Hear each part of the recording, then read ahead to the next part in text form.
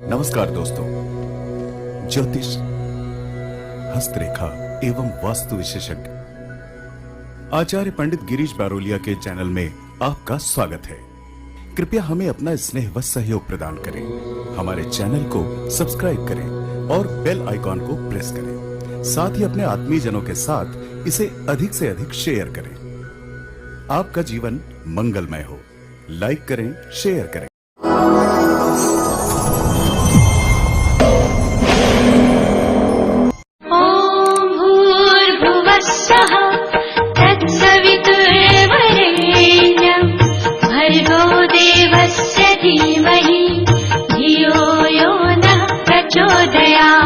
मित्रों, हमारे सनातन धर्म में इस प्रकार की मान्यता है कि इस चौमासा में भगवान श्री हरि विष्णु शयन के लिए चले जाते हैं और अपना पूरा कार्यभार जो है वो भगवान शिव के लिए दे करके चले जाते हैं। तो इस चौमासा का पहला मास जो है वो श्रावण मास पड़ता है और श्रावण मास में भगवान शिव की धूम रहती है, भगवान शिव की आराधना की जाती है। तो भगवान शिव की आराधना करके किस प्रकार अपनी मनोकामना को पूर्ण करें, भगवान शिव के किस मंत्र का जाप करें, उसके साथ में और कौन से मंत्रों का जाप करें कि आपको अपार सफलता प्राप्त हो, तो इसी चीज़ के लिए आज हम इस वीडियो के माध्यम से आपको बताने के लिए जा रहे हैं कि भगवान शिव की आराधना श्रावण मास में आपको किस प्रकार से करना चाहिए। राधे राधे, जय श्री कृष्णा। नमस्कार, मैं आचार्य पंडित गिरीश बारोलिया। ओम नमः शिवाय। मित्रों, हम जब किसी भी भगवान की पूजा करते हैं, किसी भी मंत्र का जब हम जाप करते हैं, तो उसके पीछे कोई ना कोई उद्देश्य जरूर होता है। जितनी भी मूर्तियां हैं, जितने भी छाया चित्र भगवान के बनाए जाते हैं, उनके पीछे हमारे ऋषि मुनियों का एक लॉजिक रहा है। भगवान उस प्रकार के नहीं होते जिस प्रकार से कि उनकी फ़ोटो बनाई जाती है।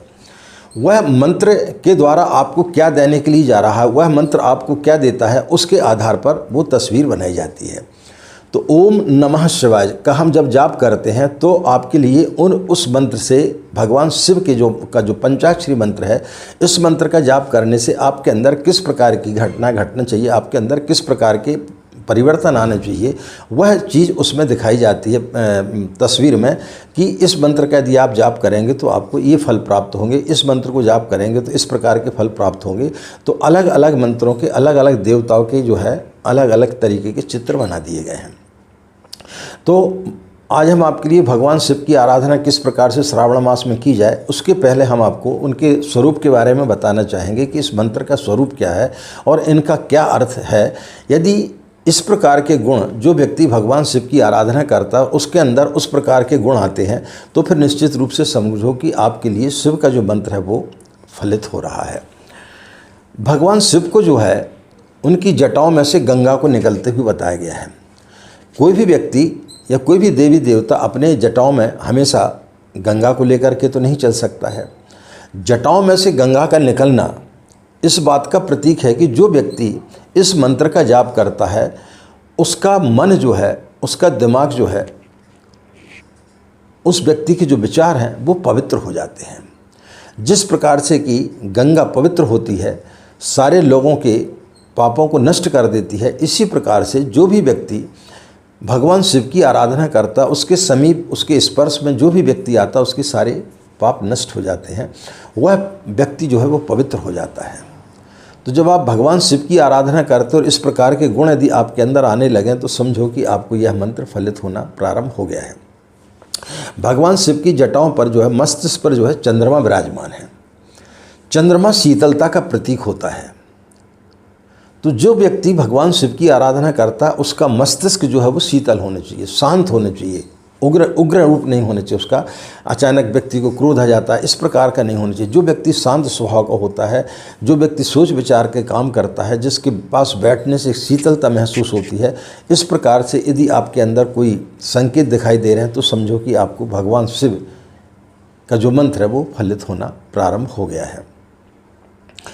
भगवान शिव का जो है तीसरा नेत्र बताया गया है। तीसरा नेत्र का मतलब होता है जो आगे की चीज़ें देख लेता है और उन चीज़ों को, यदि कोई बुरी चीज़ है तो उसको वो नष्ट कर देता है।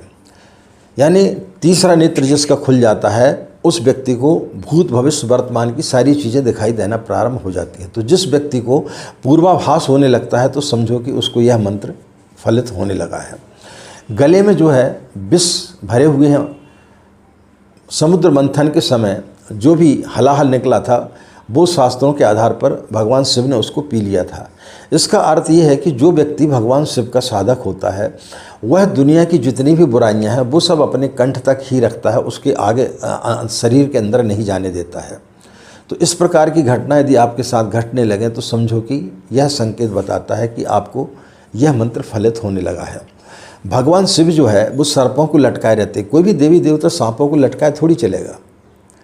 भगवान शिव को बोला गया है सत्यम शिवम सुंदरम, सत्य जो है शिव के समान सुंदर होता है, लेकिन उनका जो स्वरूप बताया गया बड़ा ही डरावना बताया गया है। तो भगवान यदि शिव सत्य के समान सुंदर हैं तो फिर इस प्रकार का जो चित्र है वो होता है। इसका मतलब ये हुआ कि जो व्यक्ति दुष्ट लोगों के बीच में बैठ कर के भी उनका कोई असर अपने ऊपर नहीं पड़ने देता है तो फिर समझो कि आपको अंदर इस प्रकार की घटनाएं घट रही हैं, तो समझो कि आपको यह मंत्र फलित होना प्रारंभ हो रहा है।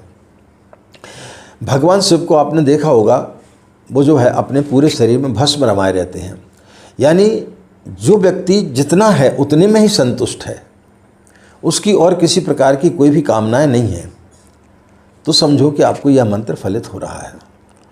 भगवान शिव हिमालय पर्वत पर बैठे रहते हैं, उनके पास में कोई मकान तो है नहीं है। एक बहुत सुंदर उन्होंने मकान बनवाया था लंका, लेकिन वो भी रावण उनसे लेकर के चला गया दान स्वरूप। तो भगवान शिव को आपने देखा होगा कि वो हमेशा चाहे धूप हो, बारिश हो, ठंड हो, वो हमेशा वहीं बैठे रहते हैं। इसका तात्पर्य यह होता है कि जो व्यक्ति भगवान शिव का साधक होता है वो हर परिस्थिति में अपने आप को एक सा रखता है, चाहे उसका समय अच्छा हो या बुरा हो, लेकिन वो हमेशा मुस्कुराते रहता, उसके जीवन में किसी प्रकार का कोई भी विषाद नहीं आता है। तो जो व्यक्ति हर समस्या के समय हर स्थिति में अपने आप को प्रसन्न रखता है वह भगवान शिव का भक्त होता है, यानी उसको यह मंत्र जो है वो फलित होना प्रारंभ होता है। भगवान शिव को जो है उनका वास जो है वो शमशान घाट में बताया गया है। शमशान घाट में बताने का मतलब क्या है कि जो व्यक्ति अपनी मृत्यु को हर क्षण एहसास करता है, हम जब किसी को शमशान घाट तक पहुंचाने के लिए जाते हैं तो वहां जरूर जा कर के थोड़े समय के लिए व्यक्ति को ऐसा लगता है कि क्षण भंगुर का समय है, अब हमारा जीवन पता नहीं कब समाप्त हो जाएगा, लेकिन उसके बाहर निकलते साथ व्यक्ति सारी चीज़ें भूल जाता है और फिर जो है अपने छल कपट करना प्रारंभ कर देता है। तो जो व्यक्ति 24 घंटे अपनी मृत्यु को देखता है कि यह जो हमारा जीवन क्षण भंगुर मात्र है, पता नहीं हमारा जीवन कब नष्ट हो जाए, तब फिर ऐसा व्यक्ति ना तो कभी क्रोध करता है, ना वासना करता है, ना कोई गलत काम करता है। तो इस प्रकार के जब हमारे अंदर जीवन में परिवर्तन आने लगे तो समझो कि आपको यह मंत्र फलित होना प्रारंभ हो रहा है। भगवान शिव को अर्धनारीश्वर रूप में आपने देखा होगा। आधा भाग जो है वो भौतिक सुख सुविधाओं से रिक्त है और दूसरा भाग जो है माँ पार्वती का है, जो पूरे मुकुट श्रृंगार पूरा किए हुए हैं। यानी व्यक्ति अपने परिवार में रहते हुए भी जिस प्रकार की जैसी जिसकी इच्छा है वो वैसा जी रहा है, लेकिन वो स्वयं जो है अपने आप में विरक्त है, अपने आप में योगी है। तो ऐसे जब मंत्र का जो है आपके अंदर इस प्रकार की घटना घटने लगे तो फिर निश्चित रूप से आपको यह मंत्र फलित होना प्रारंभ हो गया है, ऐसा हमें मानना चाहिए। तो हर एक मंत्र के पीछे जो है भगवानों के स्वरूप को जो बताया गया है वो उसी आधार पर बताया गया है कि आप जिस मंत्र का जाप करेंगे उस आधार पर आपके अंदर जो है उस प्रकार के गुण आना प्रारंभ होंगे। तो जब हम भगवान शिव की आराधना करते हैं, आराधना उपासना का मतलब होता है, उपासना का मतलब होता है पास में बैठना। तो आप जिस चीज़ के भी पास बैठते हैं उसके गुण आपके अंदर आना चाहिए। तो जब आप भगवान शिव के पास बैठते हैं तो उस प्रकार के जो उनके गुण हैं वो जिस व्यक्ति में आना प्रारंभ हो गया तो समझो कि वो सही तरीके से मंत्र का जाप कर रहा है और उसको वह मंत्र फलित होना प्रारंभ हो रहा है। तो मित्रों, जब आप शिव की आराधना यदि आप करते हैं तो फिर इस प्रकार के गुण आपके अंदर आना चाहिए। भगवान शिव के बारे में रामचरितमानस में गोस्वामी तुलसीदास जी ने उनको लिखा, बंदे बोधमय नित्यम गुरुम शंकर रूपणम। भगवान शिव को जो है गुरु के रूप में माना गया है। गुरु क्या काम करता है? तमसो माँ ज्योतिर्गमय। गुरु क्या काम करता है? शिष्य को अंधकार से प्रकाश की ओर ले जाता है। असतो माँ सदगमय, असत्य से सत्य की ओर ले जाता है। इसलिए भगवान को सत्यम शिवम सुंदरम कहा गया है। इसके बाद में मृत्योर्मा अमृतंगमय, मृत्यु से अमृत की ओर ले जाता है। भगवान शिव को मृत्यु का देवता माना गया है, यानी मृत्यु का देवता जो व्यक्ति के अंदर के भय को समाप्त करके और उसको जो है इस जीवन के आने जाने से छुटकारा दिलाता है, उसको मुक्ति दिलाता है, तो ऐसा जो है वो गुरु होता है। इसलिए भगवान शिव को गुरु रूप में माना गया है। तो कई लोगों को आपने देखा होगा कि उनका कोई भी जब गुरु नहीं होता है तो वो भगवान शिव को ही अपना गुरु वर्ण कर लेते। क्यों कर लेते? क्योंकि शास्त्रों में भगवान शिव को जो है गुरु के रूप में माना गया है। इसके पश्चात में भवानी शंकरो वंदे, रामचरितमानस में गोस्वामी तुलसीदास जी ने अपना पहला श्लोक यही लिखा है कि भवानी शंकरो वंदे श्रद्धा विश्वास रूपणम। भवानी और शंकर कौन है? ये श्रद्धा और विश्वास है। तो आप जो भी साधना करते, किसी भी मंत्र का आप जाप करते, जब तक आपके अंदर उस मंत्र के प्रति श्रद्धा और विश्वास नहीं होगा तब तक वह मंत्र आपको फलित नहीं हो सकता है। तो चलिए हम आपको बताते हैं कि इस चौमासा में आपको भगवान शिव के पंचाक्षरी मंत्र का जाप करना चाहिए। जिनके पास में समय है वो 21 माला या 33 माला का जाप कर सकते हैं। जिनके पास में समय नहीं वो 11 माला का, 7 माला का, 5 माला का, कम से कम 3 माला का आपको जाप जरूर करना चाहिए। किसी भी मंत्र का हम जाप करते हैं, उस मंत्र के साथ में यदि हम गायत्री मंत्र का और यदि आप जाप साथ में करते हैं तो वह मंत्र आपको बड़े जल्दी फलित होता है। शास्त्रों में इस प्रकार से वर्णन है कि कोई भी व्यक्ति किसी मंत्र का कितना भी जाप कर ले, लेकिन यदि वो गायत्री मंत्र की साधना नहीं करता है तो उसके लिए वह मंत्र फलित नहीं होते हैं। इसलिए जब आप भगवान शिव के इस पंचाक्षरी मंत्र का जाप करेंगे, यदि आप 11 माला का जाप कर रहे हैं ओम नमः शिवाय का, तो फिर आपको 1 माला गायत्री मंत्र का भी उसके साथ में जाप करना चाहिए। 21 माला का जाप कर रहे हैं या 33 माला का जाप कर रहे हैं तो फिर आपको 3 माला अतिरिक्त जो है गायत्री मंत्र का भी जाप करना चाहिए।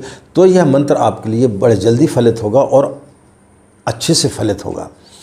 और प्रतिदिन जो है जब आप माला का जाप करते हैं तो उस समय जो है आपको अभिषेक भी करना चाहिए। कम से कम 11 या 21 बिल्वपत्र आपको नित्य जो है भगवान शिव को अर्पित करना चाहिए, क्योंकि बिल्वपत्र जो है भगवान शिव को बड़ा प्रिय है। तो जो भी व्यक्ति भगवान शिव को बिल्वपत्र और धतूरा के लिए अर्पित करता है तो भगवान शिव बड़े जल्दी प्रसन्न होते हैं। तो इस चौमासा में आपको जो है इस माह में, इस श्रावण मास में जो है आपको भगवान शिव की आराधना करना चाहिए। जितनी ज़्यादा से ज़्यादा हो सके आपको भगवान शिव के पंचाक्षरी मंत्र का जाप करना चाहिए। तो निश्चित रूप से आपके जीवन की हर समस्याओं का आपको समाधान मिलेगा और भगवान शिव का जो मंत्र है वो तो आपको फलित होगा ही होगा। किस प्रकार से फलित होगा? जब आपको मंत्र फलित होगा तो आपके अंदर किस प्रकार के लक्षण दिखाई देंगे वो हमने आपको पूर्व में बताया कि किसी मंत्र का हम जब जाप करते हैं तो उस देवता के जो गुण होते हैं वो गुण जब व्यक्ति के अंदर आते हैं तो उस प्रकार के संकेत व्यक्ति के अंदर दिखाई देना प्रारंभ हो जाता है। तो इस प्रकार के यदि संकेत आप में दिखाई देने लगे तो समझो कि श्रावण मास में जो आपने भगवान शिव की आराधना की या उसके पश्चात भी जो भी व्यक्ति भगवान शिव की आराधना करता है उसको अपने थोड़ा सा झांक करके देखना चाहिए कि जो हमने बताया है उस प्रकार के गुण उसके अंदर हैं या नहीं है। यदि वो गुण उसके अंदर हैं, वो संकेत उसके जीवन में यदि दिखाई देते हैं तो निश्चित रूप से निस्संदेह उसे जानना चाहिए कि उसके लिए जो है शिव मंत्र जो है वो फलित हो रहा है। तो इस प्रकार से मित्रों आपको श्रावण मास का लाभ उठाना चाहिए और भगवान शिव की आराधना करना चाहिए। तो निश्चित रूप से आपको भगवान भोलेनाथ की असीम कृपा आपको इस समय प्राप्त होगी। आशा मित्रों यह जानकारी आपके लिए अच्छी लगी होगी और अच्छी लगने पर आप अपने इष्ट मित्रों को भी शेयर करें ताकि आपके अलावा वो लोग भी इन सब चीज़ों का लाभ ले सकें। इन्हीं कामनाओं के साथ में कि आपका दिन मंगलमय हो, आप लोग खुश रहें, मस्त रहें, भगवान भोलेनाथ की आपके ऊपर असीम कृपा बनी रहे, यही सदैव हम कामना करते हैं। आज की बात यहीं समाप्त करते हुए आप सभी के अंदर बैठे परमात्मा को हमारा प्रणाम, हमें आज्ञा दें। नमस्कार, ओम शांति।